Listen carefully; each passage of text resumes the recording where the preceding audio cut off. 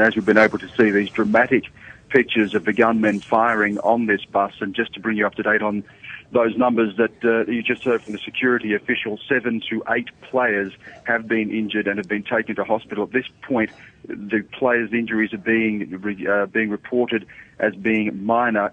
4 forces, I believe, security forces, have been killed in this attack. Of course, those numbers are very fluid as well. We know that the players were on their way to the Gaddafi Stadium in Lahore when they were fired upon. This was on their way to the second test match between Sri Lanka and Pakistan when they were fired upon. The bus hit, and as we say, 7 to 8 players injured. This is something, Anna, that has been feared for a very, very long time. We know there's been other attacks, bomb attacks and so on, while cricket teams have been visiting Pakistan, and there have been fears for a long time that players would actually be targeted. There would be an attack. We know that England before were here during a bomb attack. We know that Australia has been here at similar times, and the Australian team actually refuses now to come and play here, and Pakistan is having to play Australia in a neutral venue because they simply deem it too risky, too dangerous to actually come here and play cricket. Cricket is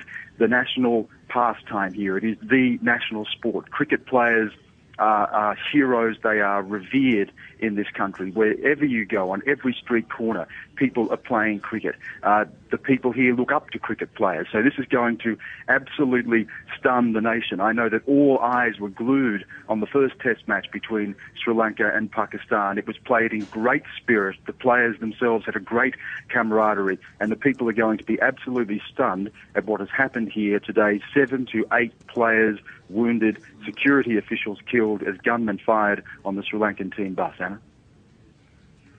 Yeah, Stan, as you say, I mean, there have been security concerns, and as you say, other teams refuse to actually play in Pakistan, such as Australia. But what sort of security would the Sri Lankan team have had?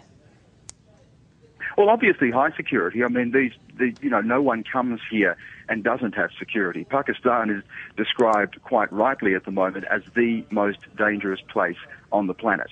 You can't understate that. There is militancy everywhere. The militants in various shades and various forms, from Taliban to those fighting for separatist movements in other parts of the country, are incredibly strong. In fact, just in recent days, there have been reports in newspapers about pro-Taliban leaflets and posters being put up around Lahore itself. We know that there has been political unrest on the streets because of the crisis of democracy, the struggle between the former Prime Minister Nawaz Sharif and the current President Zardari. This is a volatile place. It is an incendiary mix here in Pakistan. There is incredible poverty, huge militant threat, political instability, and all of these things go into making it such an incredibly dangerous place, as we've seen today. So no one comes here without security, but as much security as you have, you are not immune to this. We saw in the bombings at the Marriott Hotel, at the French Embassy,